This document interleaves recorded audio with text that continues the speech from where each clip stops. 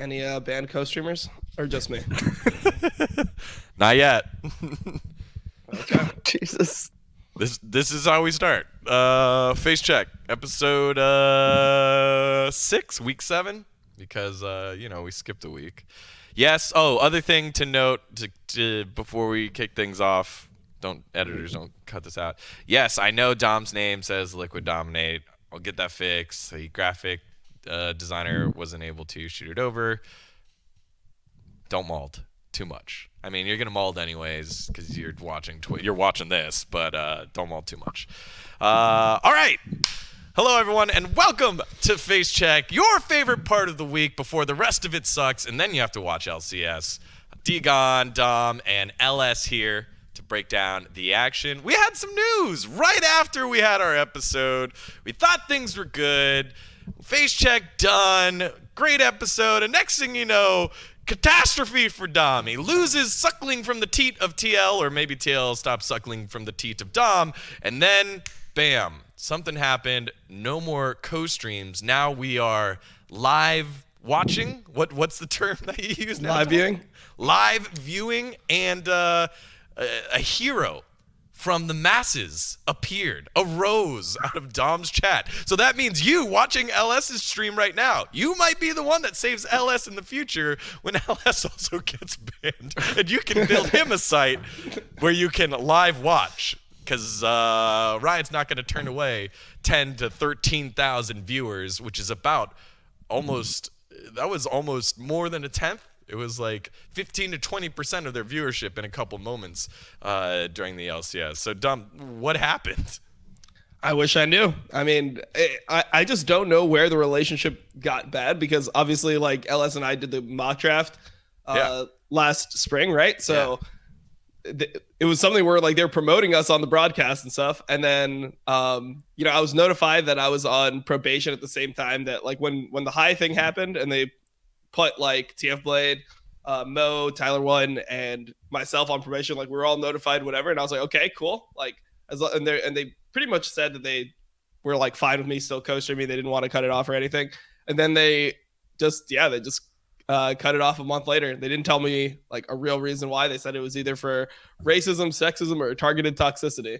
And I was like, targeted toxicity is pretty, like, broad. And I think that every streamer could be considered toxic in some way. So it's like, it didn't mean much to me. And then, like, racism or sexism, I don't think anything happened. Like, I feel like if I ever did something racist or sexist, it would be, like, number one on live stream fails. Like, I would just be canceled instantly. So yeah, I'm not sure exactly what happened, but I guess this is, like, what people complain about pretty frequently is, like, when Riot makes a decision, it's really hard to communicate with them. Like, there's, like, and all streamers are actually just scared at all times that something like that is going to happen.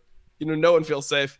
So. Yeah, I think and this is for the viewers that don't understand this. When you tie your livelihood to a game or a game, right? An esport compared to sports, it's so broad and so big, you can always find a niche. When you tie it to an esport that's controlled by something like that, it can be scary. So I was pretty nervous for you. Were you not nervous throughout, or walk me through before you figured out a solution, Dom?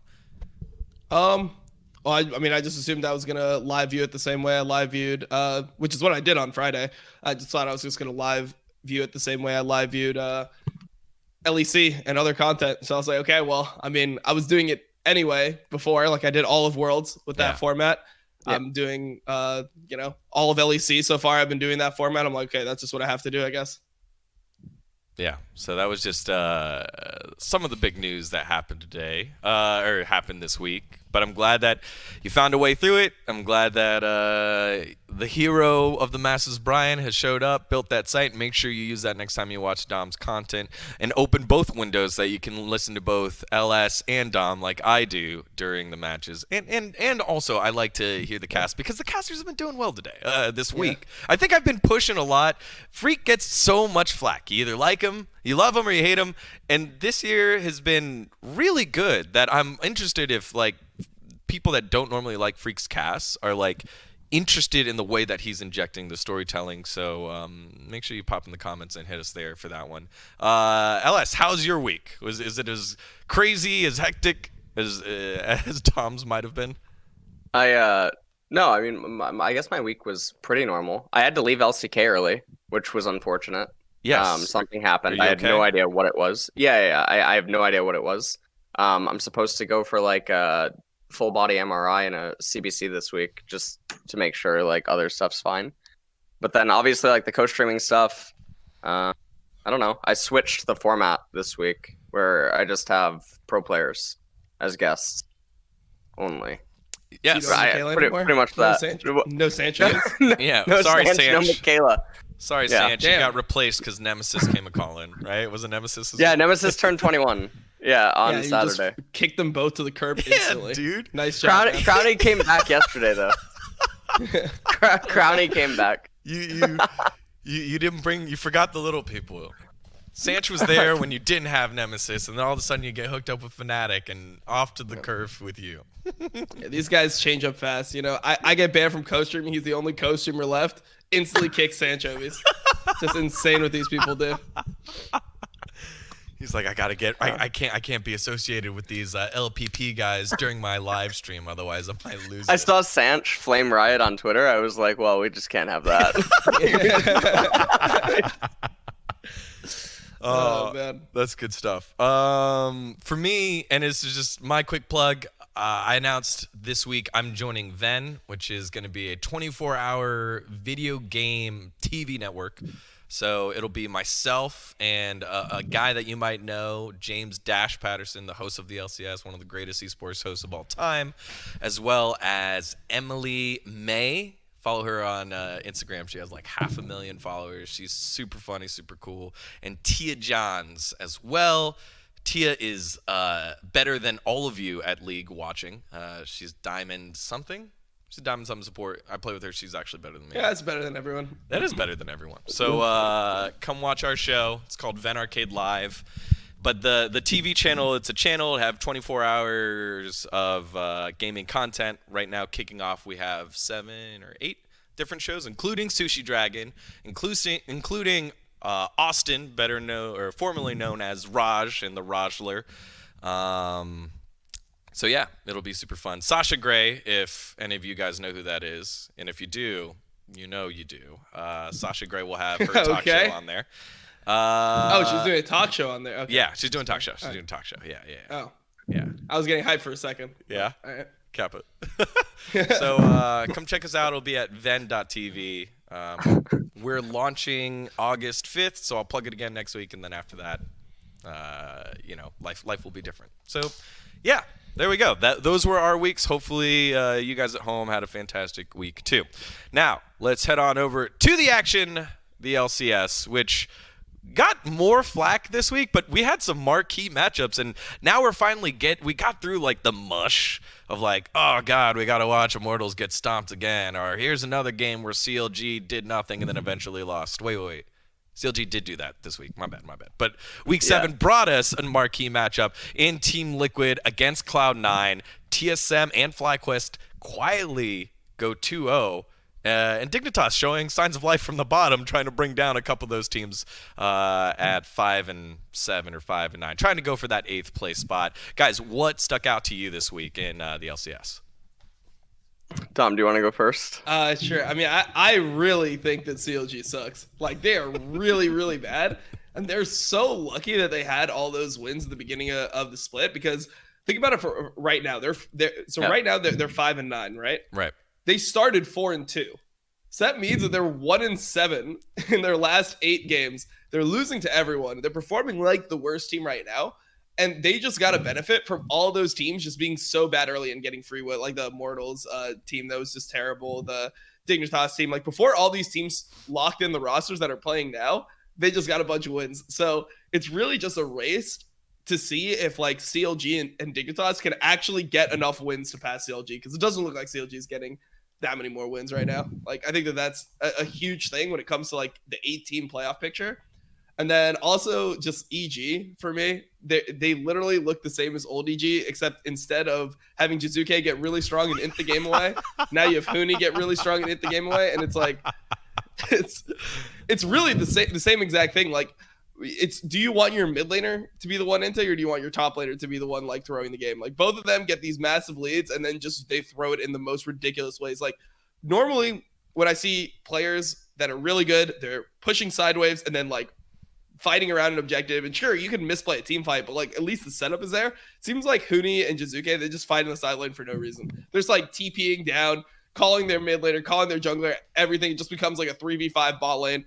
And then you just feed enough kills that the enemies are strong enough to contest the next objective. So, I mean, those are like the two things that stuck out to me the most. I think, no, I mean, I totally agree with you about CLG. I think they're probably doomed after this week. I can't imagine any world where they turn things around in the last few weeks. I think that's obviously a dumpster fire. I think Cloud9 continuing to like lose games in very bizarre fashions. We'll probably talk about it later with like lost to Shopkeeper, the TL game. I think is like really bad for NA just overall because things are just getting really strange the last couple of weeks, and then everything else is just a mess. Pretty much over, like the same trend obviously continues, and one of the even more worrying things too, right, is 100 Thieves. The bottom of the bracket is just stuck in some sort of a vortex that I don't see it changing this year at all. Nothing's going to change. And then what's going to happen in offseason? I talked about this at the end with Nemesis and Crowny and Max and whatnot, where what is the solution for these teams when it comes to offseason? Because NA historically just does roster shuffles and it does staff shuffles, and that doesn't do anything.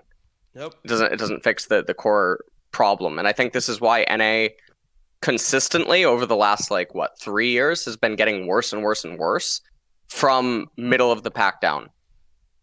So you're always going to have like one or two teams that are pretty much like at the top, and then 3 through 10 is just like lost almost consistently. And what the fuck? I mean, I think what they need to do is you got to just take risks on some of these academy players. Like this whole idea that we have in NA, where it's like, oh no, like this player needs some time, like keep him in academy for a couple years, and then he'll like shore up into being a good player. Like academy doesn't really improve your skill that much. If somebody is like already good in academy, just throw them in the fucking LCS and see what happens, right? If it's a catastrophe, then you go to your academy player, and then you need a decent backup for some of these players. But like, I want to see the players that are like popping off. I want to see people like Kenvi in the LCS. Like, I don't want to see Wiggly next season. I would way rather see a Kenvi over a Wiggly any day of the week. Like, I just want people to take the risk on the players with more upside that could be like more raw. That's all I'm saying. Wow, I think Wiggly just signed. Didn't he just sign that 3-year contract for? Good, he can finish the rest of it in academy. I'm trying to see. Yeah, but how do those contracts work? They're all slated to be favored towards the org, right? Like the org can just. No, man, there's some like fucked up not contracts, always. Dude. I would say in Wiggly's case, I'd imagine that one is slated towards the org. I don't think at the time that they signed him. At the time they signed him, it was probably the height of Wiggly's success, but it wasn't massive. He wasn't a superstar. He was a rising star that they wanted to lock down. So therefore, I think in that case, it's probably, hey, you get paid maybe half of the salary, half of your payment, right? If we cut you early, however much that's left over. So there are ways that you can design contracts that not all the money's guaranteed, and a player only signs that if they, one, have negotiating power and a good agent that recognizes they should get as much money as they can if they're cut early. Maybe there's clauses for trades. There's clauses for when they move down to academy, if they move down to academy. And that's usually for like a middle of the road player. If you're a superstar, you get to kind of dictate the terms, and it's a painful process for the managerial side. There's some contracts that I've heard about that are like super fucked up in terms of like, you have players that are imports that have guaranteed starter clauses wrote into their contract, meaning that as long as they're part of the team, they cannot not start. So in spring, this was something that Froggen actually had. There was no way DeMonte could have played. Like, he had a guaranteed starter clause in his contract, and this is allegedly from people that are, formerly with the org, or like people that have been, associated with Dignitas. What the Okay. But that's a thing. Like, guaranteed starter is a thing for certain players in NA. Yeah, man. I mean, you could put anything you want in that contract. It's like, hey, before every game, I'm going to get me 12 chicken nuggies. Otherwise, you're breaching the contract and you owe me all my money. Like, I mean, you could put anything in there. But guaranteed starter sounds stupid. I don't know why an org would do that. Actually, I know why. So if this is, let's go down this road. If this is a Dignitas thing, at the time, Dignitas was in the middle of that shift, right? They're going from Clutch Gaming to Dignitas.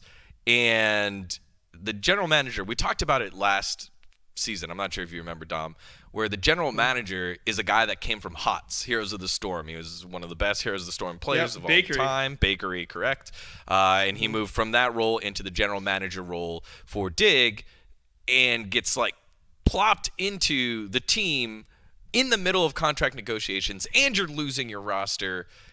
And I'm sure there was probably like, hey, you can't talk to them yet, or they're focusing on Worlds. Plus, Worlds delayed the conversations with people. So in the scramble, they probably were just at the mercy of the market rather than being set up at the market with all the different contacts. And probably why, probably why DeMonte ended back up there in spring in the first place. That makes sense, right?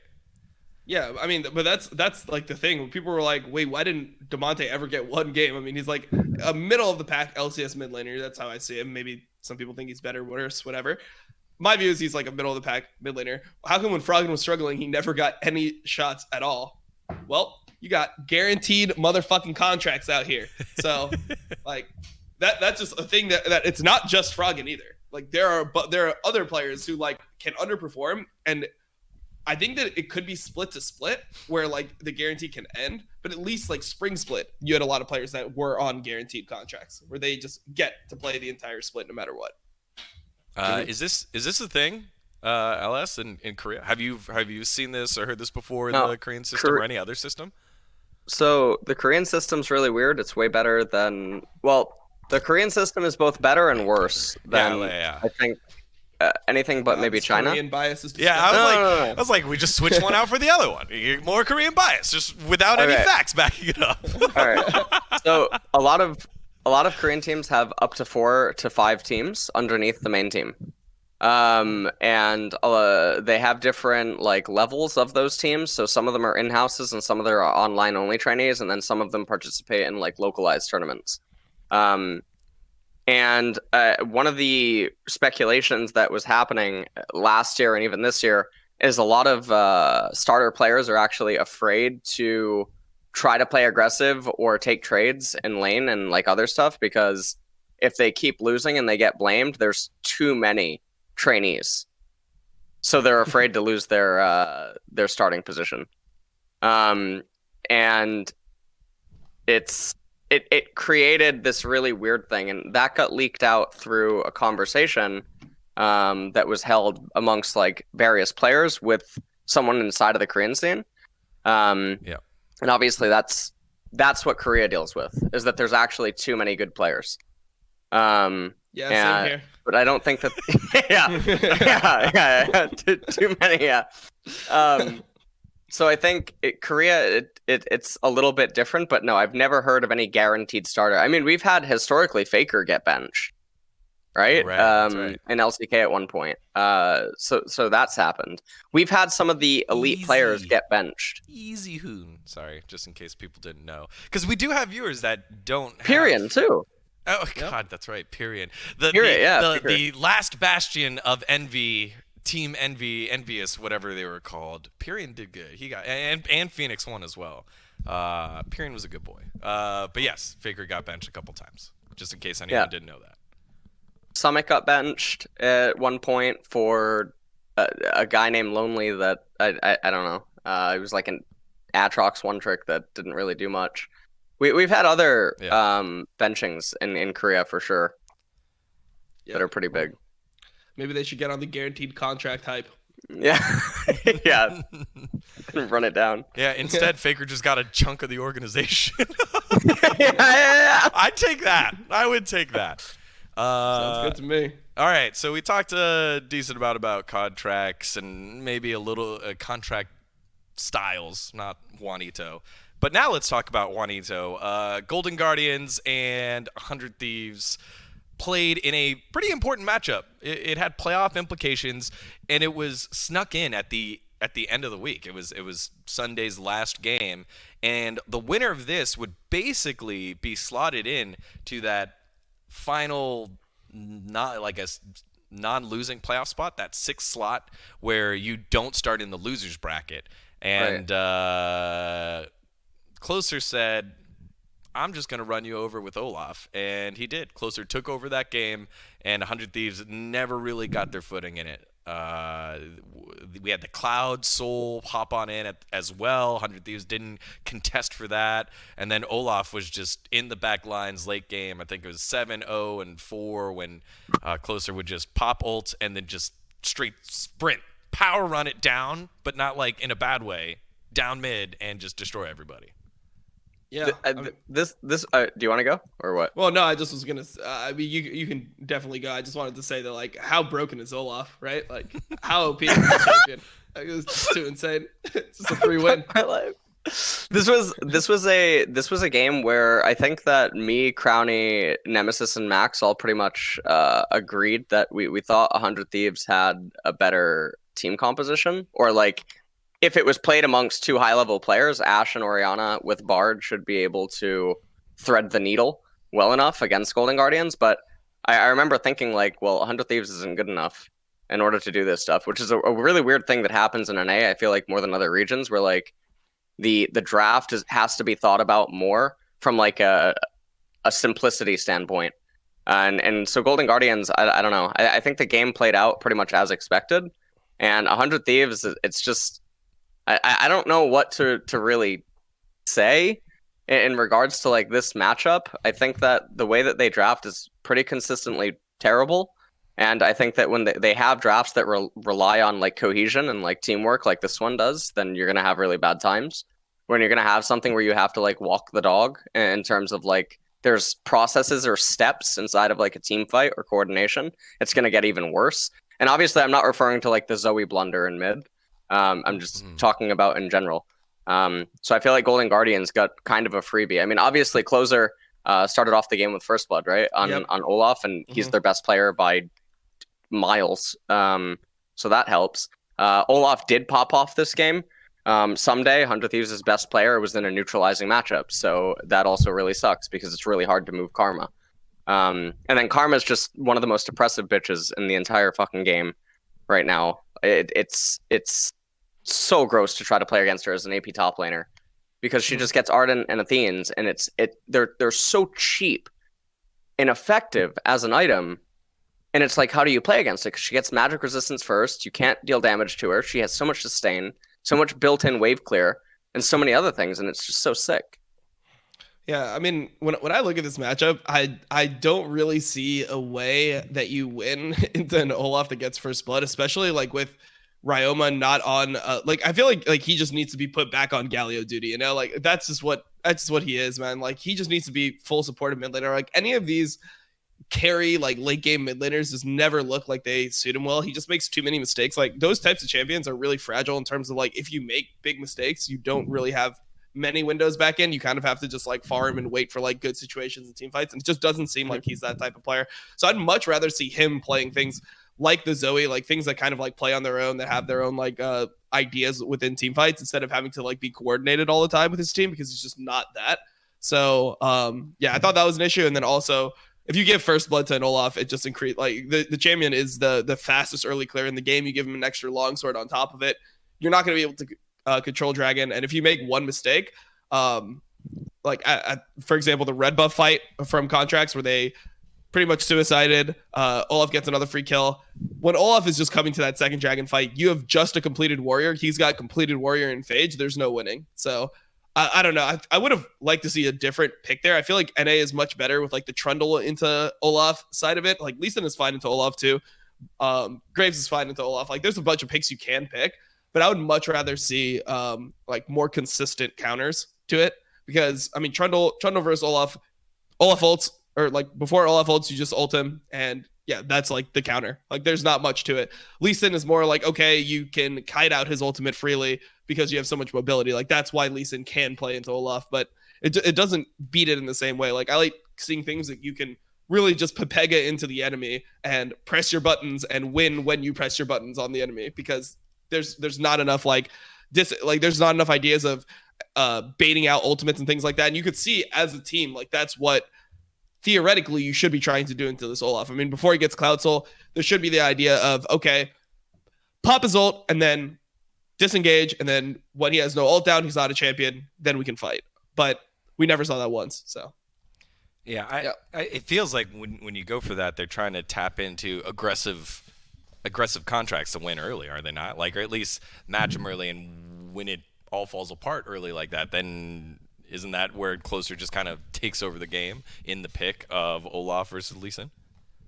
Like, I'm is that not a sure. draft idea there where it's like, hey, let's enable our aggressive player to play aggressively, and we're kind of coin flipping early? Yeah, I mean, the thing is, like, I don't even think you can really, like, you don't play aggressively as Lee Sin into Olaf, I would say you just have to play, like, intelligently. You have to know where your windows are. I mean, like, a game where I thought that they neutralized the Olaf pretty early that I'm thinking about right now is, like, the TL versus Golden Guardians game, where Closer played Olaf in that game. Even though Broxa did, like, end up throwing later on in the game, which was, like, I criticized him for fairly. Like, the early game was fine. The like, level 5 Olaf is not as strong, so if you like match him on that level, you have support roams, you can definitely win. With certain champions, like you just have, and I think that the part of the reason that TL was fine in these situations is they're drafting differently. Like when they see an Olaf, they're drafting a LeBlanc, which is a lot harder for the Olaf to naturally deal with than an Orianna. Like sure, Orianna can play into Olaf, but I mean it requires skills, and if your mid laner is not one of your most skilled members, like why are you playing for that condition? Feels like we have a lot of that recently in NA, where we're seeing teams not play around what we feel like is obviously their strongest win condition. They were giving resources to guys that aren't the hard carry here. So, we'll see what happens here. So that means Golden Guardians now at 7-7 have that final playoff spot. Let me pull that one up, and we could show it on screen here for everybody. Yeah, so Golden Guardians tied for 5th with Evil Geniuses. 100 Thieves fall to 5-9 with CLG, who we have kind of a consensus that CLG is flopping over, as well as Golden Guardians has the tiebreaker, both wins in the first and second half of the season. So if 100 Thieves were to move on up, it would probably be at the cost of Evil Geniuses, or they'd have to win 3 out of the next 4, and Golden Guardians would have to lose all of them. So you can't tie. You have to be 1 win better than Golden Guardians if 100 Thieves were to make it into that winner's side of the bracket for playoffs. All right. So the team that they are tied with now, Golden Guardians, Evil Geniuses, because they dropped a massive game here to our last place bottom feeders, Dignitas.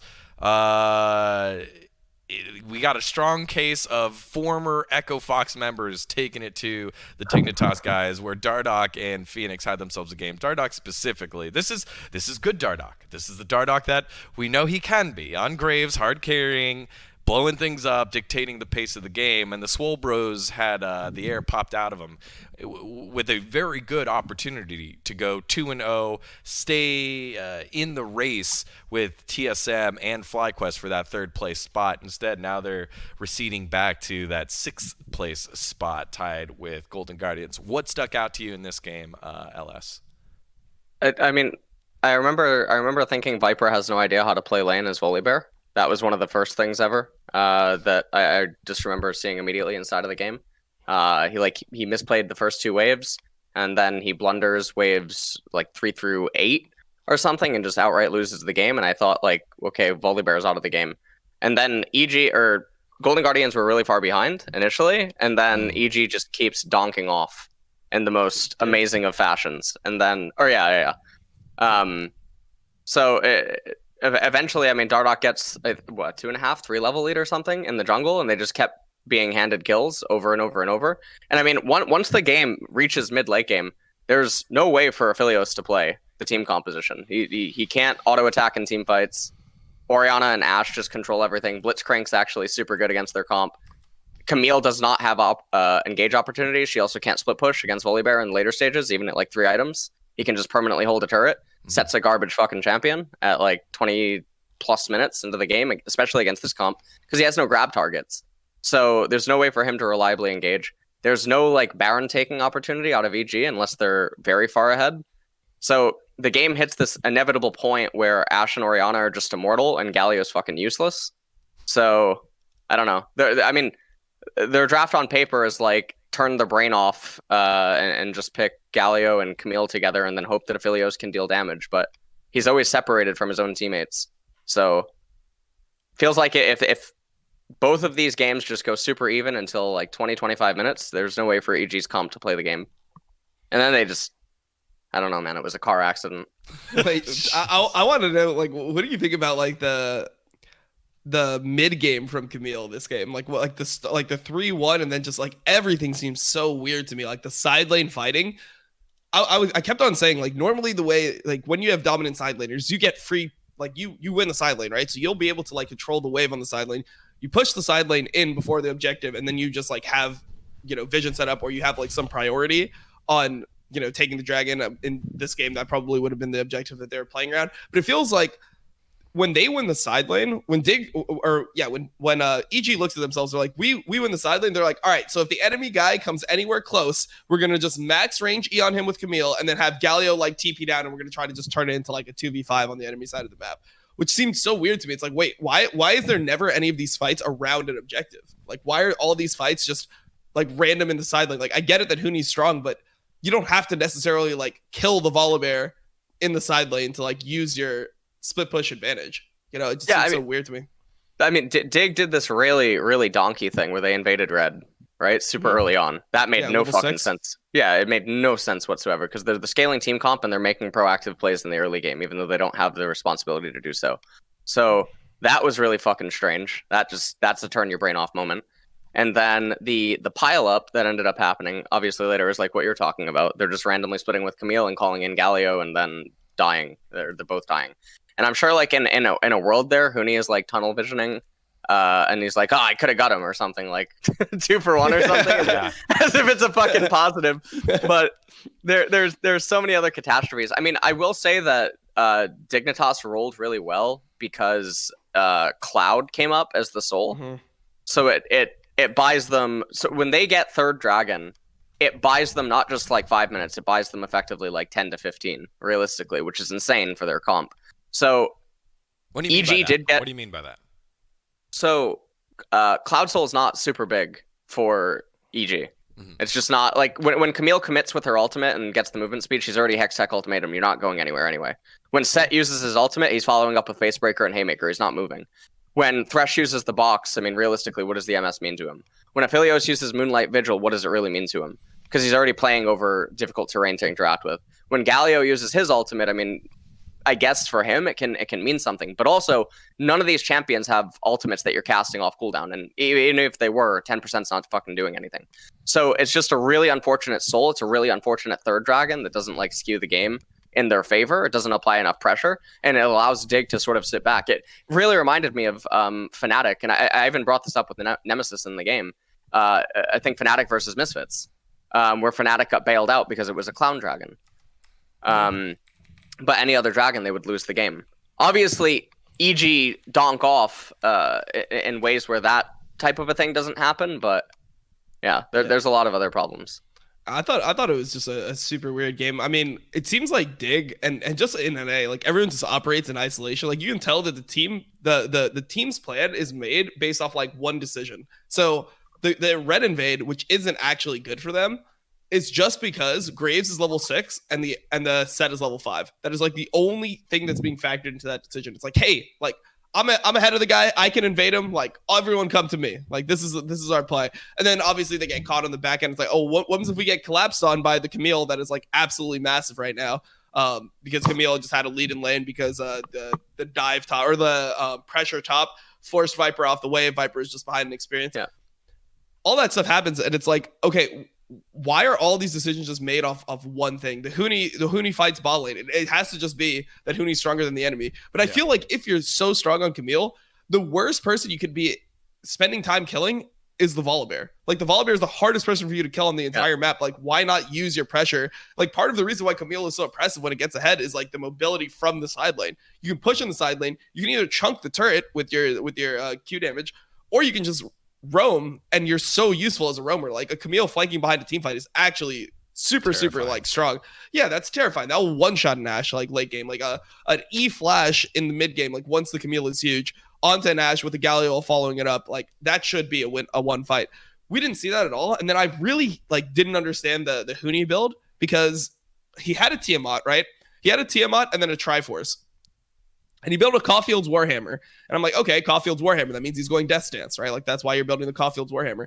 And then he built Vamp Scepter, completed the Ravenous Hydra, then went for a Ruby Crystal randomly, and then grabbed the Stopwatch. And I just didn't know, like, what the fuck the idea there was with the build. Like, I don't see why he wouldn't just go Death Stance in that situation. Like, if you're already investing into the Caulfield's Warhammer with Vamp Scepter, and you're not going the Pickaxe, then I assume that you're just going Death Stance. Like, that is what those two items build into. And you're 1,600 gold away. Like, the shitty part about Death Stance is actually buying the components for it. But the item itself, once you complete it, is so strong. So, like, I just didn't understand that at all. Like, I don't know if LS has any ideas on that build. I mean, I think Huni's build is bad in general. I think you never go Tiamat first on Camille. You always go Triforce because it creates more opportunities. If you end up getting ahead, you can just go Death Stance immediately after Triforce, because if you're ahead in mid game and your team's all ahead, then the responsibility to make plays isn't on you. So as Camille, because she can just dog anyone down, and you have Galio in side lanes, you can start pulling waves. So you can start slow pushing them and creating more pressure that way than just arbitrarily split pushing it, just Triforce single item.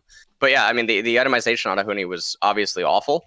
I mean, this is also one of the lost to Shopkeeper games because Orianna built fucking Morello at one point. I think I tweeted about it. Phoenix ended up building it, and Dardoch ended up replying to it after the game. I mean, this game was a disaster. It felt like so many games in LCS this weekend were absolutely lost to Shopkeeper. Yeah, I mean, I'm just thinking about the games. You have the C9 versus TL game, and the other game that we'll talk about is the FlyQuest versus I think it was Golden Guardians game. Oh, okay. That had so many lost to Shopkeeper moments. I mean, that's like the most blatant one. I don't know. What was your opinion on the amazing tweet, LS? Just throwing that in there. I thought he was subtweeting me, which I just found like hilarious, because here's a guy that remember when he makes a comment about how you should say something that's not like basic, right? But then immediately in my mind is, I think, well, when I did that and I asked you to show me examples of something, you use terminology that could be very similarly associated with the Me Too movement to insult me. And then, yeah, I mean, it's insanity to me. So it just feels like he types because he wants to type, and then he instantly regrets it because he ended up deleting 2 tweets. But I mean, I don't know. The amazing tweets are just so fucking weird to me, man. Obviously, you should keep talking about it if it keeps fucking happening. Like, yes, drive the fucking point home so it stops. Like, what is wrong with you? Holy what is actually wrong with? But like, what is he thinking if one of his players on Misfits keeps doing the same mistake over and over and over? You just stop? You just like, well, little Timmy's not gonna get it today. I guess I should just think of something else to say. Like, but LS, what is wrong with you? If you keep pointing it out, you're messing with people's livelihood, because they're good dudes, and they work really hard on the team. So maybe you should really consider what your words might do, because I mean, I should be concerned with the livelihood of players that are currently playing rather than the players that currently can't play because these players are gating them. You're right. My bad. Yeah, I guess that way we can go from player to coach to question mark, right? I mean, I guess that's what we should do. I mean, I don't know. I mean, I can't imagine not knowing what the lifeline passive is and knowing that they're synced with 3 different items. Like, that is crazy to me. So, I mean, that's like why I tweeted about it. I didn't know if it was a shot at both of us, honestly, because we both tweeted about it within the same, like, because I actually too. They talked about it. It was. Don't be dumb. I didn't have audio because I can't co-stream, but okay. I assumed. Yeah, Crumbs did a segment called "Don't Be Dumbs," and basically that's what it was. He was like, the shields cover each other, right? And that was the whole segment. It was like a 5-second segment. And that makes a lot more sense. There was one. Sorry. Go ahead. No, there was one instance I remember, and I don't remember who it is. Maybe someone in chat would know, or maybe one of you guys know. There was an instance where someone actually justified the purchase of PD and Maw, and they had legitimate reasoning for it, and I can't remember what game it was. Oh, wasn't there a game where like somebody built like all 3 in LCK or something? There was like a mid laner. Yes, BDD. Yeah. BDD built all 3, and then there was like wasn't there justifications on Reddit as to why the items were good together, like during that as well? I think people on Reddit were trying to justify it, and I think BDD said he didn't realize. Oh, in the moment. Yeah, I think. Yeah. Well, respect. Respect to Reddit for covering, because they know their players better than they know themselves. All right.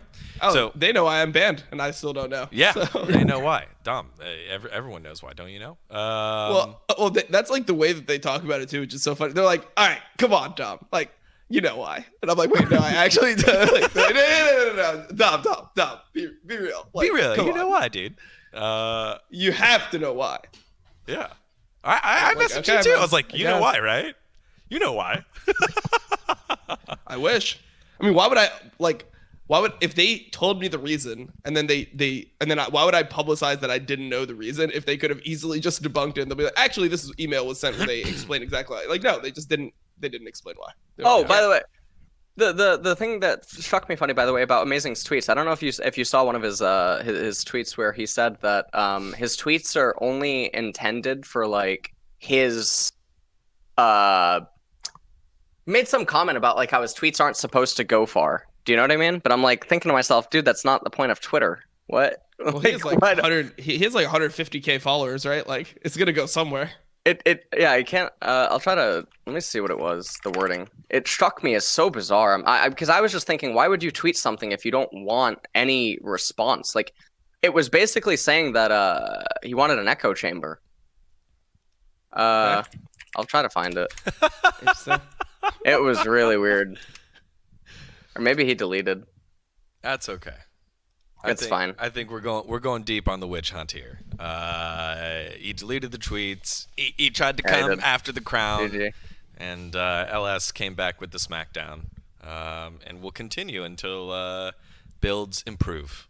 Builds and morale improve. All right. I don't know how we got from EG Dignitas over there, but we'll transition to the game of the week. Oh, we talked about the builds. I mean, it was just like Huni's build. It's Huni's build. That's what it was. Yeah. And then it's Huni's build, and we're teasing a future segment in just a bit with losing to Shopkeeper. But before we get to that, let's get to our game of the week, where we're gonna spend most of the time. It felt like a surprise. It kind of came up upon us. Oh, TL and Cloud9 are playing this week. They're both vying for first place. Cloud9 has the tiebreaker 1-0. This is an important game for TL, and it feels like TL have been winning games close. Regardless if they should be smashing the team or not, they've been winning games close. And it was like, hey, here's finally a put up or shut up moment for TL. And they get it done. They do get it done. Is it a different draft? Yes, it definitely is. Cloud9 do something unique here, and the picks came fast and furious. Cloud9 also took an early lead here, but TL stabilized. They get themselves the win. Now they are vying for first place. They have the bye pretty much in the book as well, because they are basically tied for second place, or for that first and second spot. But TL get the win. What stuck out at the game for you guys? I think TL never should have won the game in a million years, but they did. Yep, same. I don't know. I felt like there was just way too much magic damage on so going into it, one of the first things I tweeted when I saw the game is I'm like, this is a 5 AP team comp. Like, it's not actually completely 5. I know people are like, but Ezreal cubed and auto attacks too physical. It's like, okay. And people know what the fuck I mean, right? It's mainly like there's Blitzcrank hook. There like Blitzcrank is full magic damage. Sure, like the ES like does some physical damage, but it's like if you looked at the damage split of the team, it's probably like 80% magic or like 70+% magic damage on the side of TL. Right. And when you see like a Hecarim set Shen on one side, you have 3 champions that are inherently tanky on one side, and you combine that with Luck Shields and Soda healing.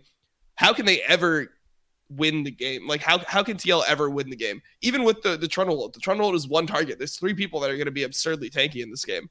So I didn't think that there was ever, like, if they got into mid game, obviously, like, if it goes super, super late, you can make the argument that, I don't know. People always made this argument that Sona can get outscaled as an AD, which I was really against most of the time. Like, I thought Sona's scaling was always insane, but people make the argument that, like, when you get, like, a Sona late game compared to, like, an AD carry, the AD carry will actually put out more damage, so there's a chance that you can outscale the Sona bot.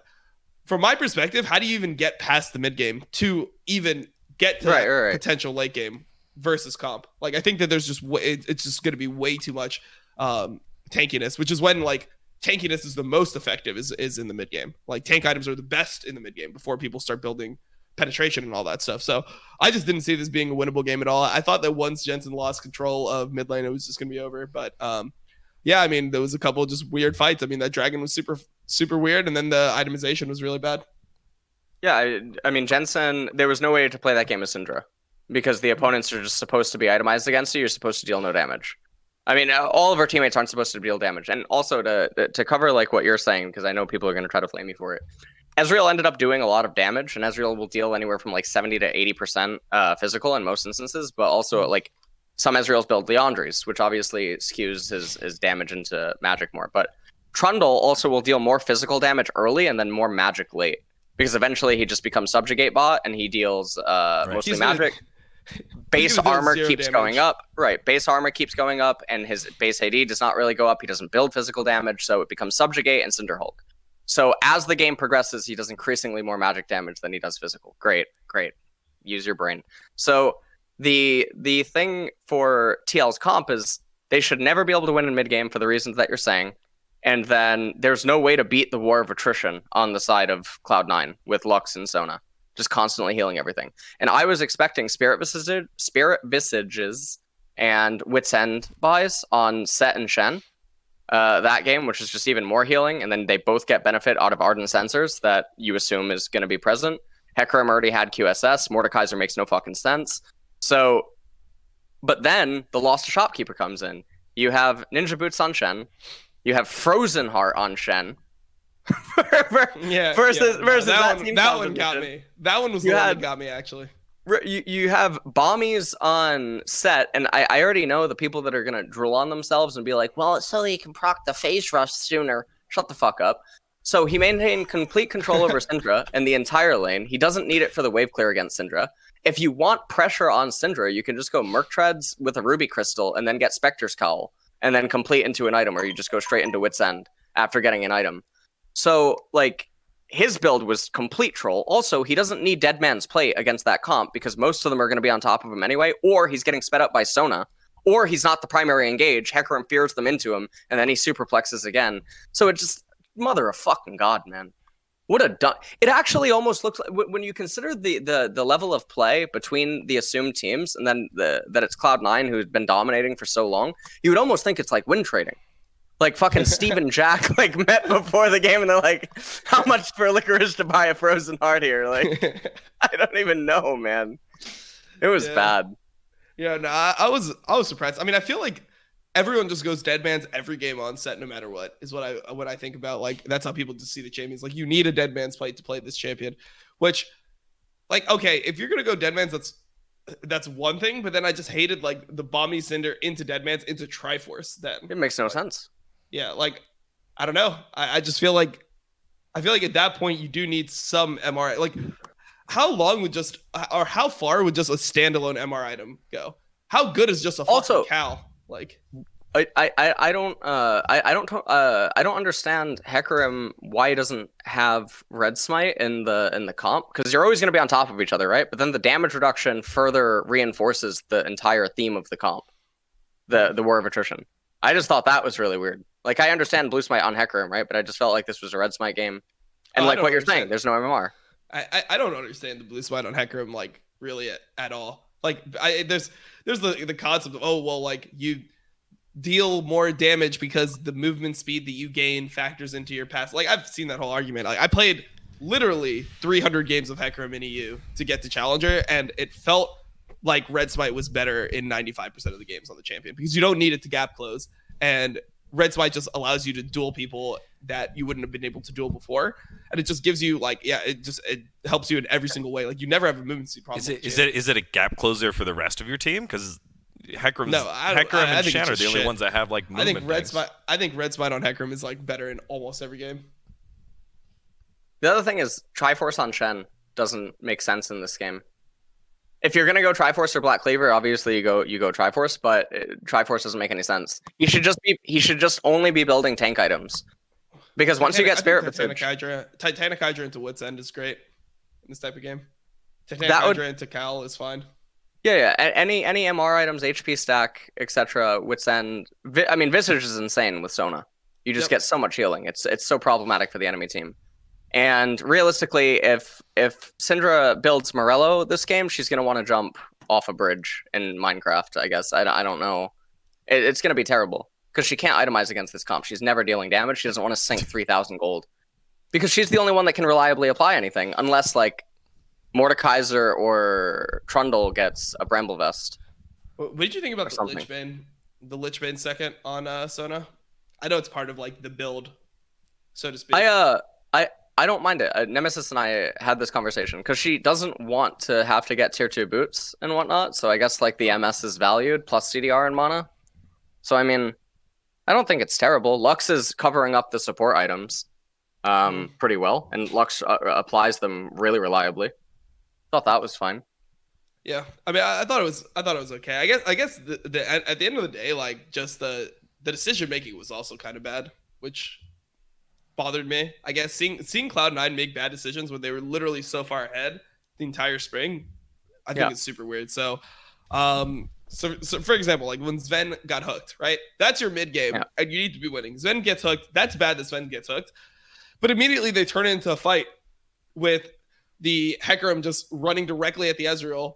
And that's when the Hecarim is strong. Also, he would have killed the guy with Red Smite, by the way, just saying. But yeah, like that's when he's super strong. And by him dying there, they just give away free Baron. They give away free Baron to TL, and that's when the game felt actually doomed. So I don't know. I thought that those decisions were super weird. The team fight on the Dragon was also strange. Like there was no synergy with like when Blabber was going to go in. Like sure, theoretically, you should just run them over with the Hecarim, but when you're sitting on QSS, Warrior, Triforce, you're not individually that tanky. You can't actually 1v5 go into the enemy team, and it seemed like you did that a couple times. They had no ults at 2 different fights. They had no ults. They handshook fights with no ults, and the entire team comp relies on ults. Yep. So and that is an issue that Blabber has had, and is the only thing that it feels like he says he's working on. It's knowing when to go aggressive and when not to. And here's a prime example where if he doesn't know when to pull the trigger and when not to, the composition falls apart, the team falls apart. And I kind of feel like you look at him. Yes, we covered a lot of losing to Shopkeeper antics in this game, but also it felt like they weren't executing on Blabber's aggression, and that's on Blabber. Yeah. I felt like he was the only one that wasn't losing a shot. He was like, it was like QSS, and then he was building Spirit Visage. I was like, okay, he understands that there's magic damage on the enemy team. I'll take it, you know. Lux didn't lose to Shopkeeper. There you go.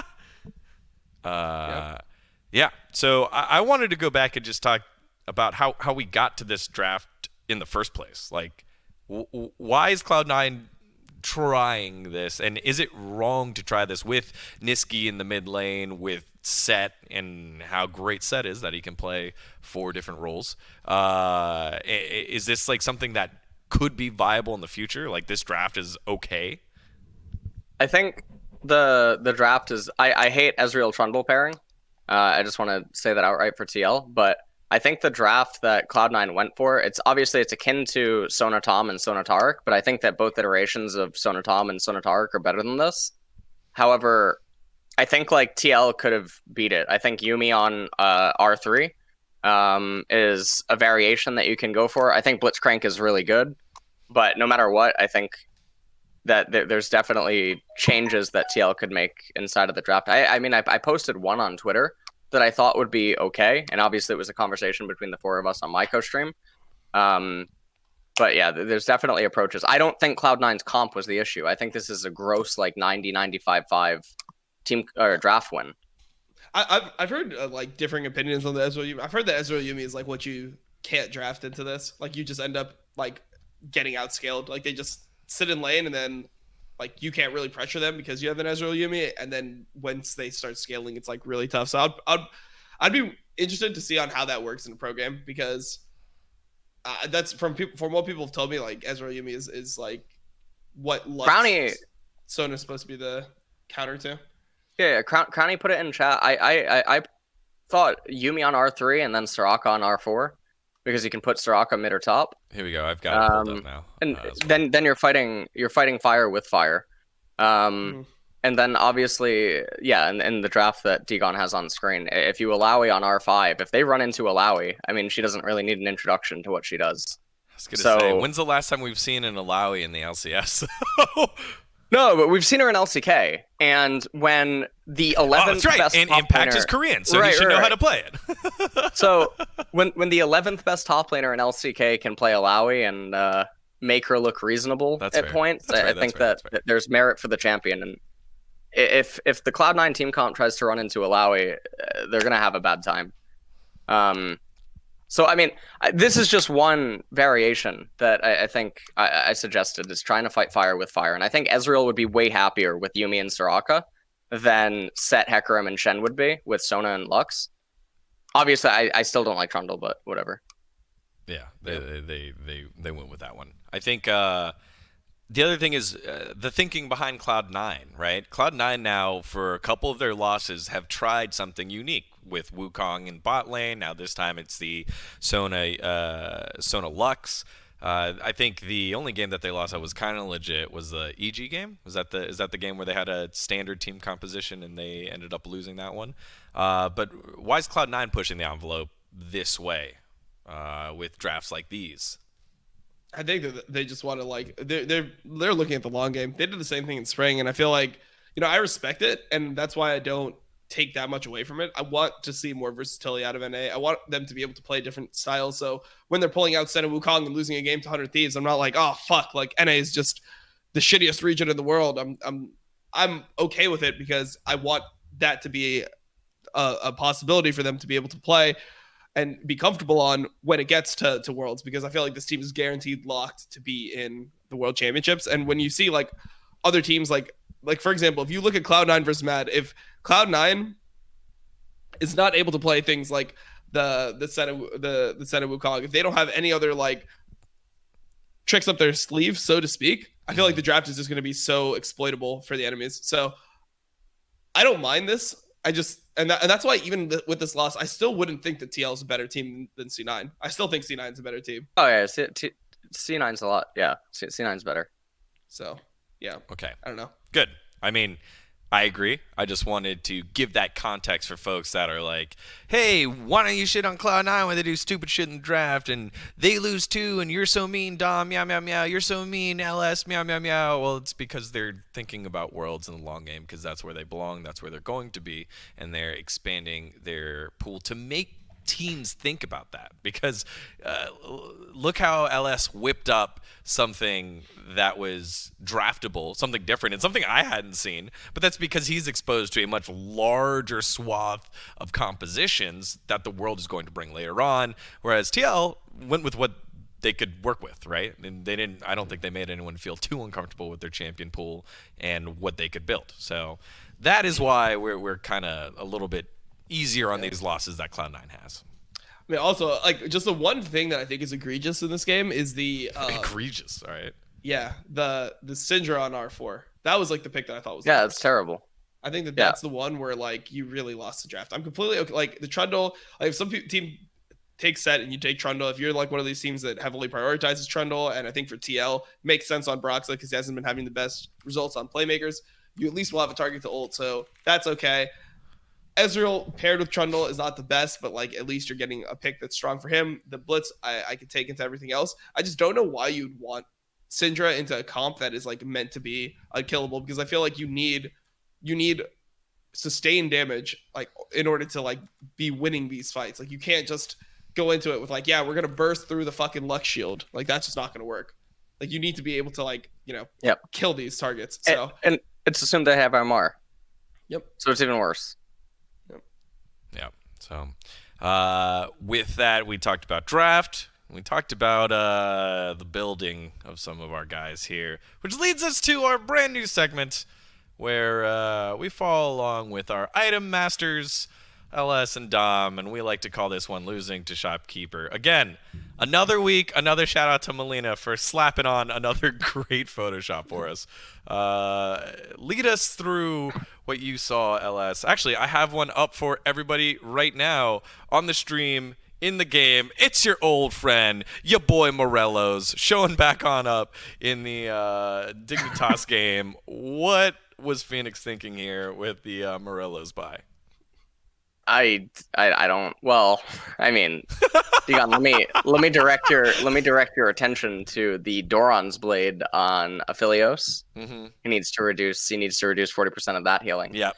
And that's in addition to that, Set when he smites a camp, he actually gets back some HP. So you might not have known about that. I understand. Yep. And then there's a Vampiric Scepter on Camille. So with the Tiamat. These are yeah. Well, very important. 1,400 gold allocation. Yeah. All right. So wait. So look at this graphic again. So in this graphic, LS, here's the question. What is that Caulfield's Warhammer and Vampiric Scepter actually building into? Death Stance, yeah. No, it's actually a Ravenous Hydra. Yeah, you were wrong. That's why you're no longer a coach right there. That's actually a Ravenous Hydra being built by Hooney. I saw this and I'm like, damn, he's getting the Death Stance. This motherfucker's gonna be strong. I can't believe that this shit turned into a Ravenous Hydra. I can't believe it, man. It was so crazy to me. All right, so that is victim number one. We scroll a little bit on the timeline. Our dear friend Wild Turtle, Hex Drinker and PD together. We talked about that just a little bit. Oh no. Oh. Yeah, that one's not a good look. Yeah. Not a good look. Also, Azir should have had Banshees this game, but he went for QSS and then he finished Scimitar with exactly the amount of gold. He later said that he could have sold and had exactly enough for Banshees, but still. I think that his Scimitar buy that he got criticized for was actually fine in the moment by his reasoning, which sometimes even Morello is fine in the moment. If like a dragon's in 30 seconds and you need as much power as possible, I think sometimes it's passable. Obviously, this one, I mean, his face says it all. You know, he's definitely caught red-handed. Like, and then also we got the oh my god, the Morellos in this game as well, right? Yeah, Haunter. no. So this I didn't understand at all. Haunter. What the point of this Morello second from Haunter in this game? Like, there was no reason why I could see a Morello being valuable over, because like he's playing into Ornn. It's not like he's playing into something where it's like, oh, that guy's not going to build much MR. Like I want the early like penetration. Like, you're gonna fucking need a Void Staff. But if you go Void Staff third, then like when are you getting a Zhonya's? Like when are you getting a Death Cap? It just delays your build by so much. So I think Haunter, I think he's one of the worst builders in LCS. Damn. He's trying to take a drink, dude. He's legitimate. Like, is that a title? I think he's definitely one of the worst builders in LCS. Okay. Oh shit. I mean, I can't really argue with you when I'm shitting on his build right now. I haven't even thought about like who's the worst. Yeah, I haven't in either. LCS. That's why. That was a really good shock factor. Holy shit. Damn. Who builds like shit consistently? Honestly, maybe I'm just biased because I played with Phoenix, but I feel like Phoenix just, and we just saw the Morello from him in that game. There's so many times where I see Phoenix builds and I'm just like, not sure about this one. Do you have a historic example? Solo. Do you have one? Solo used to build bad. I don't. Well, Solo still builds bad sometimes. I mean, it's just like there was so many times where we would play games and yeah, it would be like, all right, you need a Zhonya's in this game. And it was like the reasoning was always like, no. If I dodge skill shots, don't need a Zhonya's. And I'm like, well, why don't you just build a Zhonya's and then like just automatically win the game? You know, like that was like how I felt with Phoenix all the time. Every single time that you tried to push back on anything, and like warding was one of his biggest weaknesses just as a player. Anytime you tried to push back on any type of thing like that, it's like, no. I don't need a ward here because if they gank, I can 2v1. It's like, well, you could also just ward and then we could 2v2 and then we just probably win. So like, I don't know, man. It was some like our Korean advice type shit where it's like, yeah, you don't need defensive stats if you can just dodge every skill shot. I'm like, all right. I guess that's why Ezreal is the worst champion in the game. It's only skill shots. I love hearing these Team Liquid stories from back in the day and how they shaped you to becoming the man that you are. Thanks, Phoenix and Piglet. Yeah. Yeah, now I'm just a salty old man because of you guys. Congratulations, man. This has been Losing to Shopkeeper, our segment of the week. We will be bringing this back there's every one. week. There's one. I mean, you can just show the whole fucking game of Cloud9. The last just builds from Cloud9. The final. I think I have that. Go ahead. Yeah. Yeah. But I mean that was the most egregious one possible. Like when you just look at the totality of their builds, like what they're playing. Just it's show it. I don't even want to comment on it. The picture does it justice. Okay, all right. Scrolling. Just fucking. All right, Holy moly. Jesus.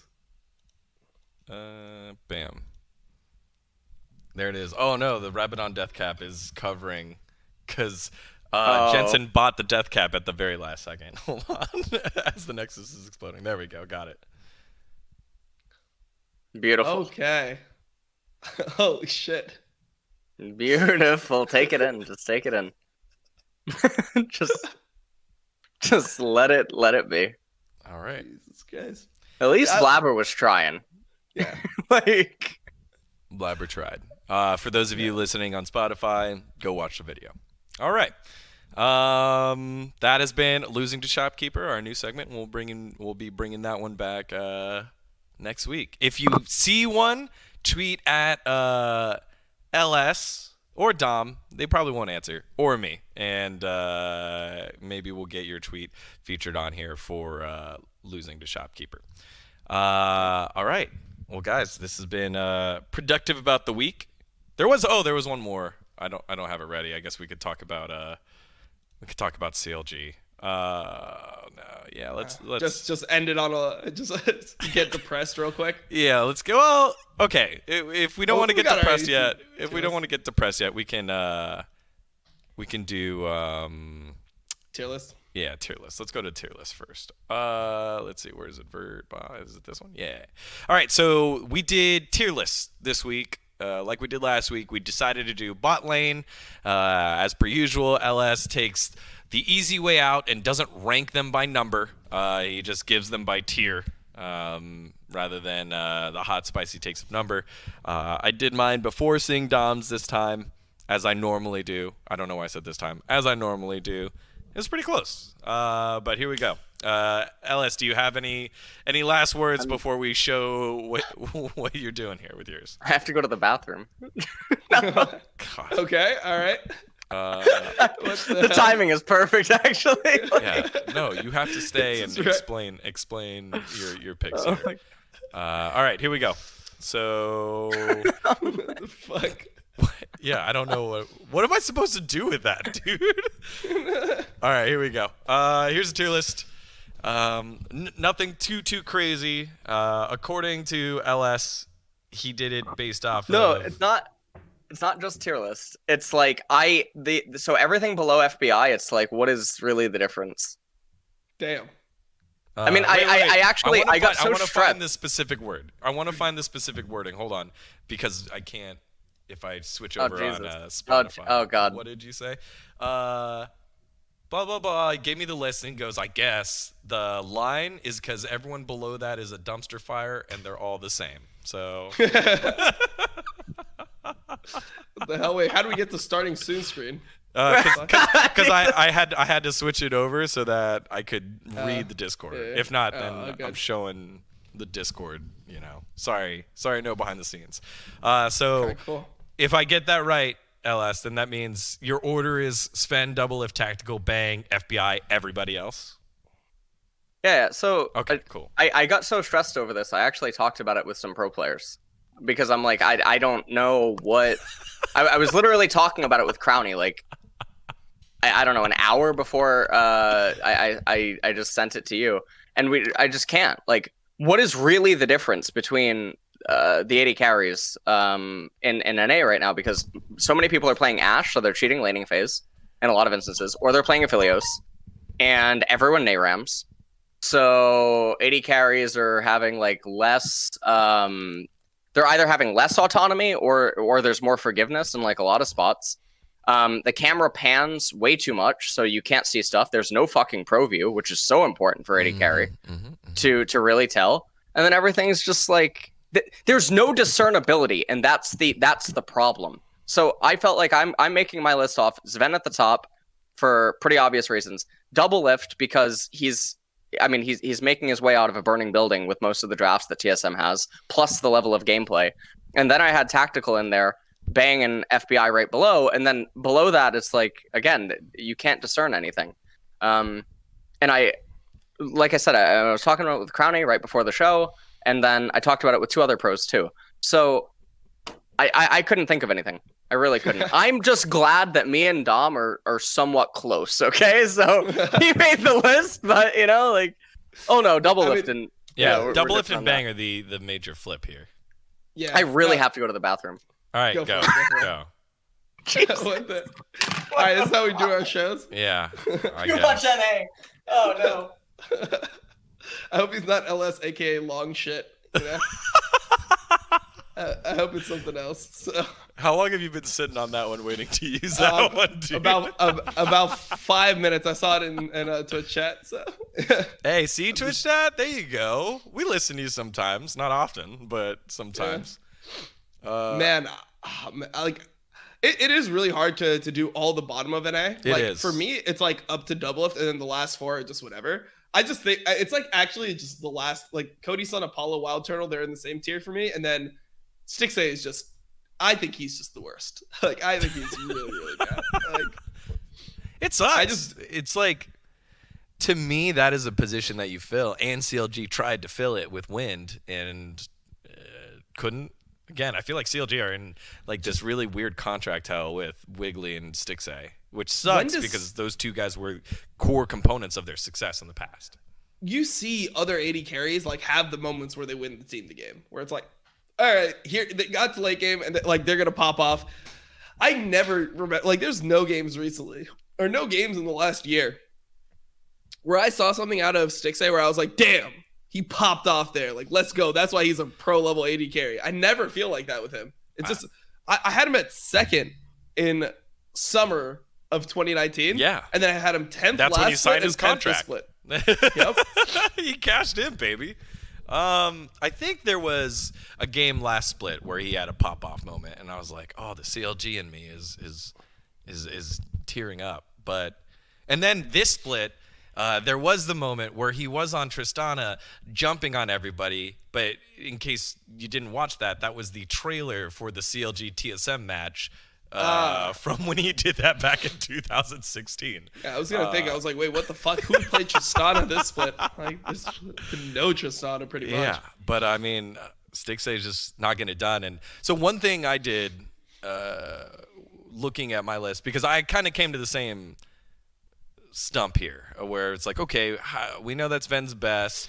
And then Bang Tactical, I wanted to take a look at. I went to our friends over at Oracle Elixir. So for any of you who want to be analysts, Oracle's Elixir has all the stats from Pro Play, and you can check it out.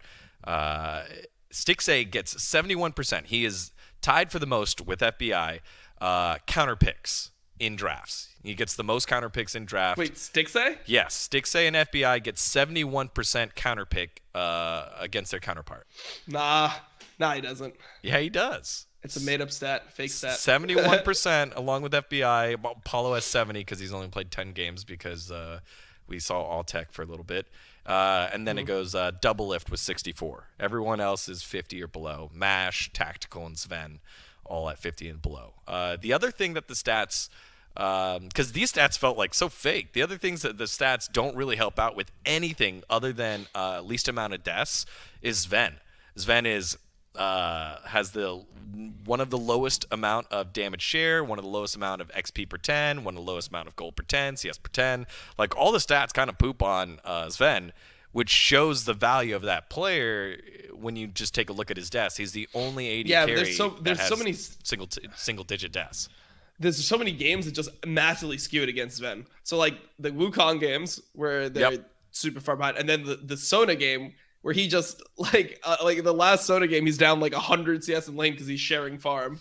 Yep. You know, like all those stats will just make his stats look like shit. and Yeah. it's just not intuitive because of how it really works. I don't know. I think that there's no world where Sven is not the best AD carry in the region. I agree. I agree with that. It was just, I was like, damn, he's all the way down in like 7th. Well, they're counting all the AD carries, so he was down in 9th. So 7th was like where he's kind of averaging his stats. So it's like really cool to see how this is very obviously the best AD carry in North America, but the stats don't back that up. I think one where stats do back it up is FBI, who's getting a ton of resources and producing relatively successful results in terms of all the laning stats. Yeah, I would say that FBI was like the player. I mean, the FBI is the player where he just has the absolute like best stats out of any AD carry, period. But I think a lot of that also has to do with like how his team functions. You know, like Hanser is playing Great. things for him. Great. Wait, all right, wait. Ellis has returned. What is he doing? He's putting his headphones. It's a statement. He puts his headphones underneath his sweatshirt. Wait, your headphones go underneath your sweatshirt? Yeah, because otherwise they bang on the mic. Holy shit! It sucks. Yeah. Wait, so is the okay? All right. Why don't you just use? It's the only way. Why don't you use those headphones? The ones that your microphone is on. It hurts my head if I stream for a long time. Yeah. Cool. Yeah, same thing. That's why I have this one here. This is like the shoutcasting headphone, and it like. Yep. It hurts. Okay. I've never had like for me the earbuds hurt more than actually headphones. Really? Okay. Yeah. Yeah, because you got a big head and small ears. So. Pretty much. Big ego, don't listen. But we basically were covering FBI and his stats and how it kind of backs him up, how Stixay has the most counter-picking percentage out of all drafts, but is basically one of the worst AD carries in the league, and how Sven's stats across the board have him around like 7th or 8th, even though we kind of know him as the best AD carry in the league in terms of damage share, gold per 10, XP per 10. So I used Oracle Elixir to kind of help build some of my stuff where it became a little like splitting hairs.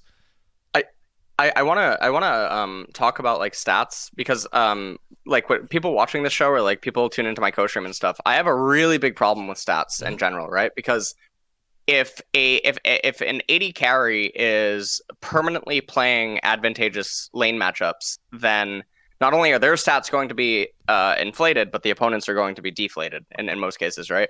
If an AD carry is playing Senna, things are going to be weirder. If the AD carry support got counterpicked, things are going to be weirder. There's going to be a lot of things that go into stats that I think don't paint the whole picture. Also like AD carry items and what that can actually mean for like damage share percentage, because when you're picking a champion like Ashe or when you're picking like a utility AD carry, your damage share should probably be lower because your utility is way higher. So when you get the sample size at the end of the split, it's like doesn't really tell you anything. This is why I get so upset with people on Reddit that like they make these like stat sheets and stuff, and it's like, well, none of that actually means anything until you create all the lines to all of the context and then give it to someone that can actually read it, which you can't. You can make a chart, but you can only observe it. You can't actually tell what's going on. Mm-hmm. Yeah, which is pretty much what. Yeah, which is pretty much the point that we were going to, which was like Sven has the 7th overall best stats in the league, but he's clearly the best AD carry. And there's so many things that are factored into it. Like one of the things you referenced was the Sona pick, right? Like this Sona pick that he just played where he's down like 150 CS. That's not doing any favors for him stat wise, right? Right. Yeah, stuff like that. The double Wukong that he's played as well. So even though when he's on like a traditional AD carry, I don't think that anyone can argue that Sven is not the best AD carry. Just stats don't really, give it much merit. I'm surprised you have Doublelift so high. And bang lower. Yeah. What's up with Doublelift being this high? I feel like Doublelift is and in so many situations. This is why I wish ProView was there more, right? Like right now and in spots like these especially. But I feel like TSM, I mean, they've had like bottom 3 drafts in the entire league, right? So when you're having that so consistently, it's hard to play. so many games. So I feel like Doublelift is set up for failure in a lot of situations, and yet he still manages to be passable.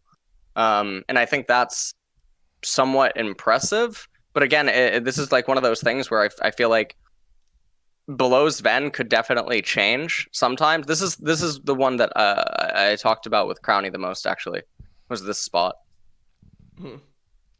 Yeah. I guess for me, the main criticism I have of Doublelift is I don't remember many of his like pop-off games. Like I see a bunch of like just when I think of Doublelift this split, I'm like, damn, like there's so many times where I remember him playing worse than I feel like he should have, given that he is like Doublelift. So maybe I just hold him to a higher standard, but I think about like when he's playing Aphelios and he just gets binded and he has cleanse up and he just eats the whole fucking combo and just dies on the tier 2, the whole team has to reset. I think about this last game that he just played with Ezreal, right?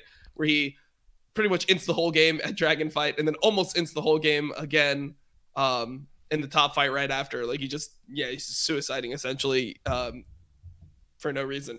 I think about the Syndra game that he played this split where he literally could not land his E no matter what. It looked like it was actually an unhittable ability when he was using it. When you look at other Syndras, it looks targeted, right? It's like you look at people are gonna meme me for this because everyone's a fucking Bjergsen hater nowadays. But if you look at like Bjergsen Syndra, his stuns are clean. Like it looks like it's always gonna land. It looked like it looks impossible to land for Doublelift. So yeah, I mean, I guess for me, I just was not very high on Doublelift the split. Yeah. I think that's fair. It feels like Doublelift's doing his job. To me, that's what it feels like. He does his job. He makes some mistakes, but when you look down further the board, you're like, well, Johnson's being gatekept super hard by ever-changing rosters in the middle part in the top lane. FBI, I think I have him too low. I wish maybe I should flip Johnson and FBI because I think FBI has been playing well, but I think he is benefiting from a lot of draft resources and good play across the board for Golden Guardians, right? So it was one of those things where, like, do I give more of a plus for Johnson because he's suffering, or do I give more of a minus for FBI because he's success breeds success? That's how I felt like when we get down to that area. Why did you have FBI up, but then your Johnson is just kind of in that mess of everybody else, Nick?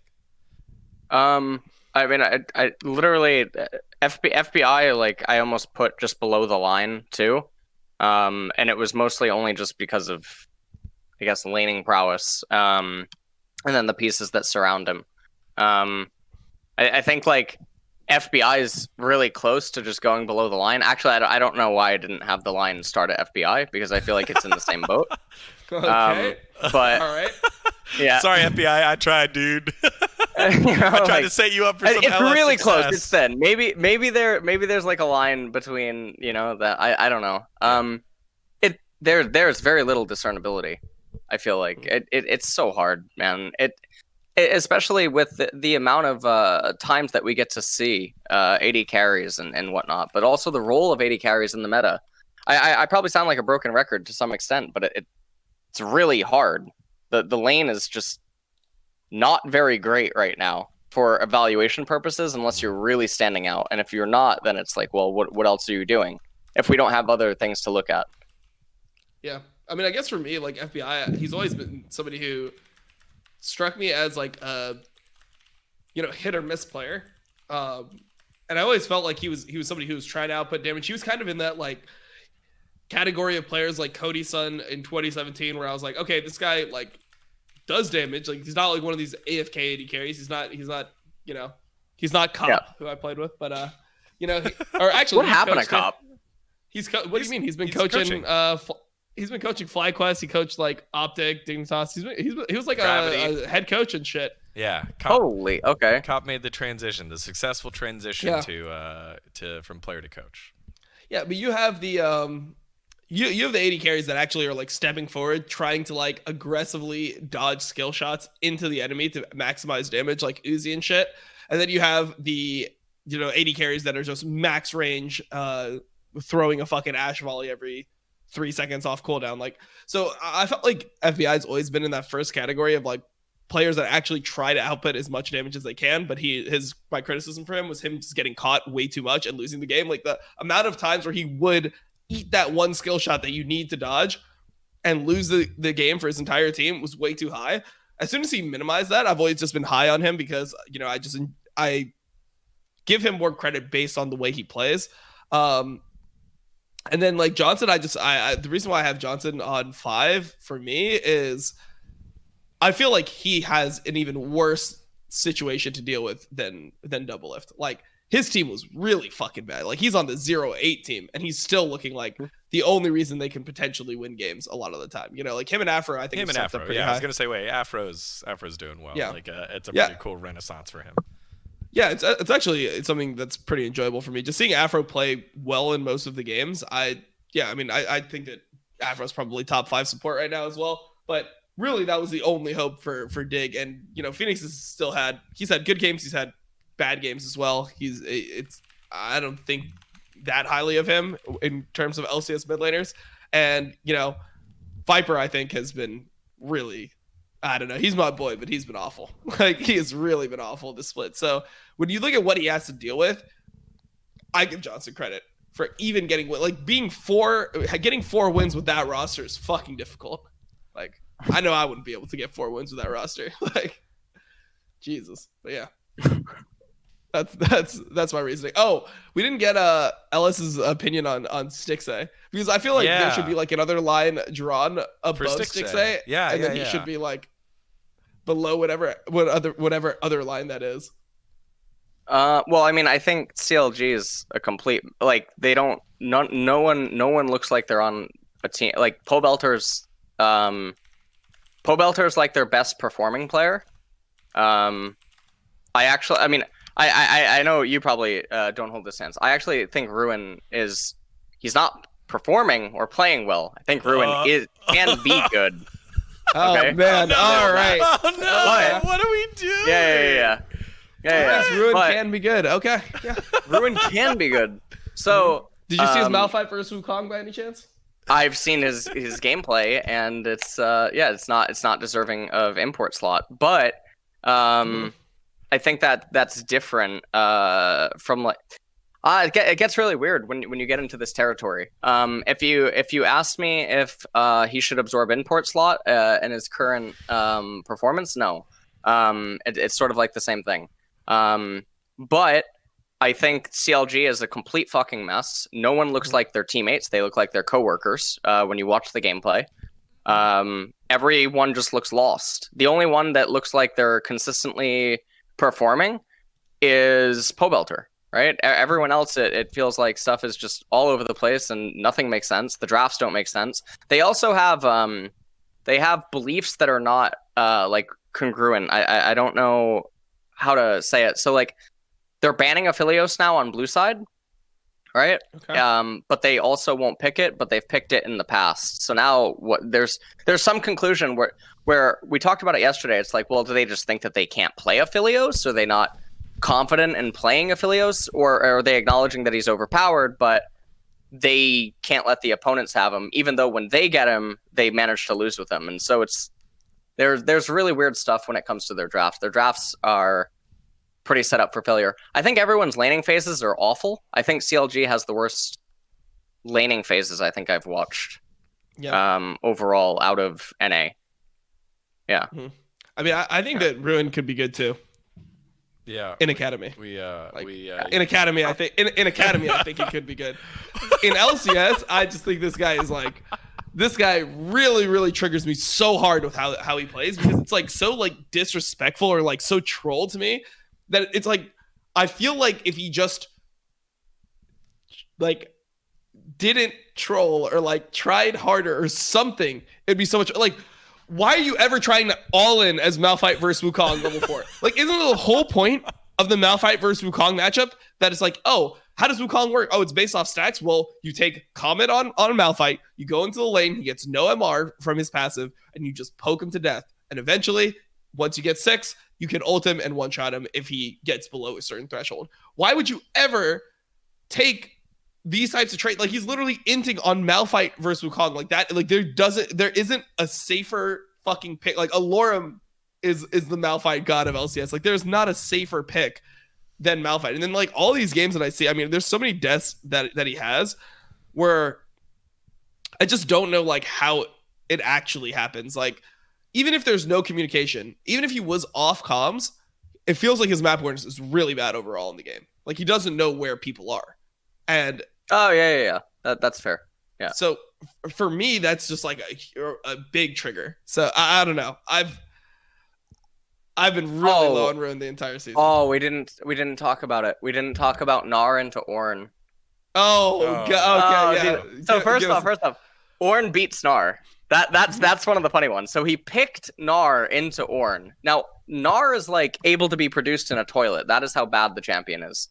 But then on top of that, he builds Black Cleaver, Bork, and then full tank. We actually went into like a really long conversation about Gnar yesterday. Like Gnar itemization is pretty bad by pro players, pretty much across the board. Like but that aside, Ruin, like he lost lane as Gnar versus Ornn, even though he had his pick into it. And then just the whole level of play is just so bad. And I think like for some CLG fans, they'll think of like the Pog Gnar moments where he got, you know, some okay Darshan. ultimates, but Okay. it was just not. I thought you were talking about Darshan 5 years ago. Like I haven't seen any Pog moments from CLG in the last 5 years. So that's what I was wondering. So Darshan it was really bad. with Gragas down to the bottom side of the map. Yeah. The fact lose the whole game, make one gold win. Yes. The fact CLG was even in that game for as long as they were. The game should have ended 10 minutes sooner than it did. Yeah. Which was I have no idea why it went that long, but I do. Well, okay. Go ahead. Okay. So break it down. Maybe if you're playing against. Okay, so this is just a thought. When you have 3 champions that are itemizing healing, how about somebody just picks up like an Executioner's Calling? How about somebody gets a Bramble Vest? Like when you're playing against double Bork and Death Dance, no one having any healing reduction the entire game was just so like ridiculous to me. I'm like, if you're gonna play a full tank like Ornn, and you see 3 people that are gonna be auto attack, like a Bork Gnar, a fucking Graves, and a Bork Ashe on the same team, if that's gonna be the thing, why not just pick up a Bramble Vest? No. It's actually so easy to just like make yourself so much more tank, or like just reduce the effectiveness of their healing by so much. I hated seeing that shit. Like, how do you not get? And then it should be first item. Sure. Against Gnar and lane, because then he can't lane even more. I mean, he already can't lane because he's Gnar, but then he can't lane even more. Sure. So that was like this whole game I spent talking about. Hey, you're playing Jarvan, you're playing Ornn. Why not just pick up this game? It's only 1k gold. It's 1k gold. Why does Doublelift not have an Executioner's Calling himself? Like, why is no one even talking about the healing on the enemy team? Like when Graves gets Death's Dance, that champion like does heal for quite a bit. Yeah. That is when you start needing it. It's like, okay, somebody just pick up a fucking item. Thornmail has the cripple, so even more incentive to just actually outright get the item. It would have been fine, but yeah. Yeah, I hated. Oh man! Oh, now I'm getting even more into the double Knight's Vow. The double Knight's Vow on Jarvan plus Ornn. And there was another Knight's Vow. I talked to LS about this Knight's Vow. I forget what game it was in, but there was a Knight's Vow that somebody built top lane. I don't know if it was my Viper. There was one Knight's Vow that we saw from an Ornn over like a Locket into a full AoE team. I actually wanted to talk about this. I made the tweet yesterday, right? Locket plus Redemption versus Canon Galio.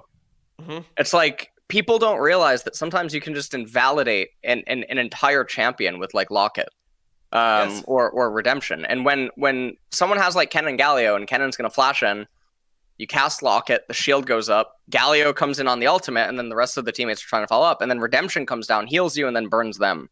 And they just deal no damage to you because you have magic resistance too. Locket is like the most underappreciated item on all the junglers and top laners right now. It's just so fucking powerful. And another champion that should even be building like Locket and Redemption is Set.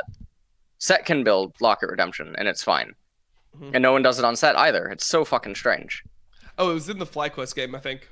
People were saying it was Solo's build. But yeah, it was like a night. Oh, yeah, I fucking told you, Solo. He's him and Hanser, dude.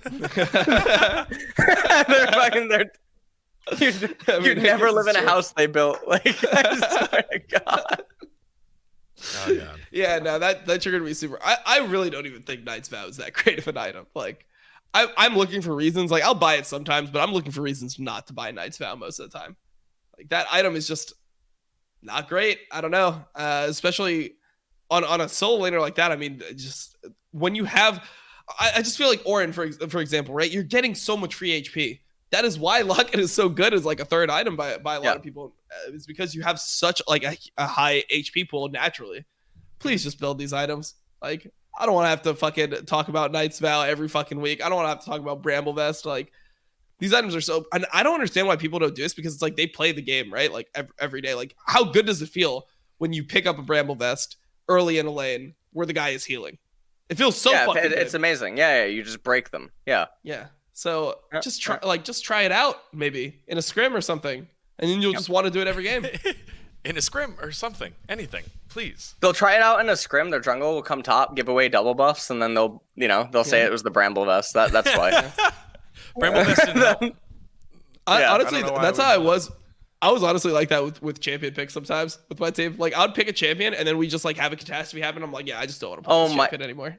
Dude, I remember Saint in one scrim. There was one scrim where Haunter, we legitimately picked Annie top. This is when she had the really long range.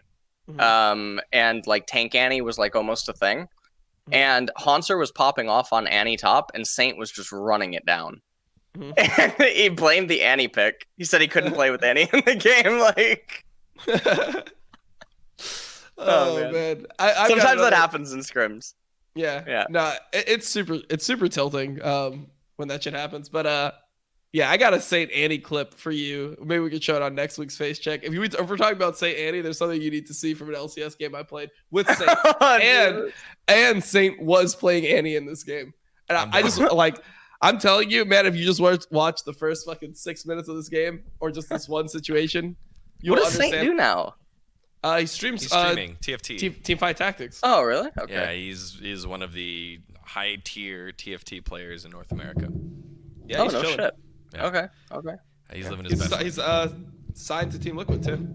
Oh shit. Okay. Good for him. So I wanted to close this out with the CLG part, because Melina threw in Crown to represent what used to be good times on what should have been good times on CLG, but actually was the other worst time that CLG have had since Crown's unceremoniously exit from CLG. So 4 straight losses, 1-7 since being 4-2.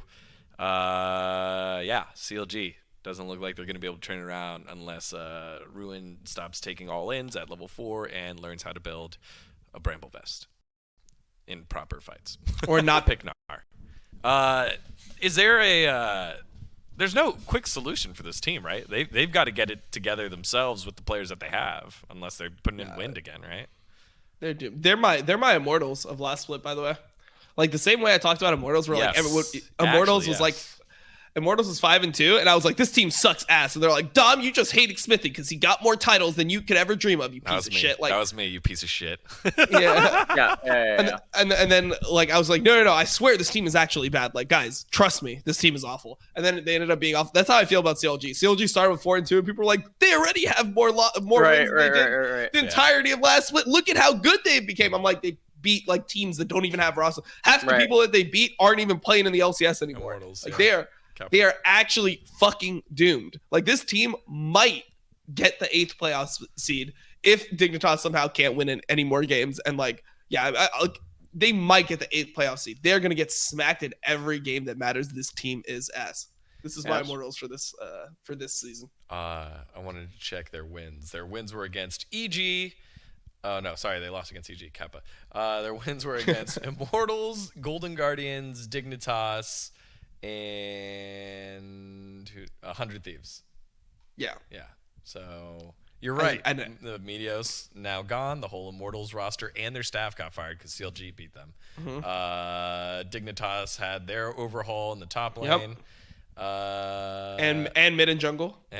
So Golden Guardians is the only roster that they beat that still has the same roster there. Yep. Every other team, like that's what I'm saying. Literally, every other team is no longer in the LCS. Like all the people, like they saw this team, like these players lose to CLG, they got kicked out of the LCS. That's how bad CLG is. God, you dude. lose to them, you're out of the LCS. So that's how it works. Oh shit! They did beat EG though the other time though, so they actually have a split tiebreaker with EG. Oh yeah, Maybe EG is the team that falls. Oh yeah, you're right. Half the team of EG. Half those players out of the LCS too. That's what I'm saying. What you lose your job. Golden. Yeah, you're not making it any better, D-God. You can't save this team. No, I'm not trying to make it better. I'm going for context here. I'm going for context. That's all I try to do. Give context. All right. Imagine streaming for CLG. Holy shit. Someone's been pretty quiet. They're very good to me, okay? They are. They're very good to me. Biased analysis, everybody. You heard it here first. He was silent, he was complicit. All right. That's all we had slated. Any last thoughts, guys, to close out this episode? I'm good. I'm good. LS lost sponsor. Actually saved sponsor. That was pretty good. That was a good save there. Again, there you go. For those of you that hit me up with a follow and slid in with the DMs because you've been not following me, I appreciate it. So hit me up with a follow, slide in the DMs. I'll probably actually I think I messaged back everyone. It was like that slid in. So I appreciate you guys. Follow Dom and LS. I will get his new handled next time. It is IWDominate LOL. Mm-hmm. It was IWDominate taken. Yep. Wow. What a scrub. IWDominate LOL. That's where you can find him. Support both of their co-stream. Support LS's co-stream. Nice. Support Dom's and his live viewing through Dom's website. That is also within. It's basically everywhere now. It's his Twitter. It's in his Twitch. It's everywhere. It's a lot of fun. We appreciate all you guys. We're again getting it on multiple different platforms. So Spotify, YouTube, the VODs here for LS on LS's Twitch channel. Make sure you follow them and support. And we will see you guys next week. Thank you very much. Catch you later.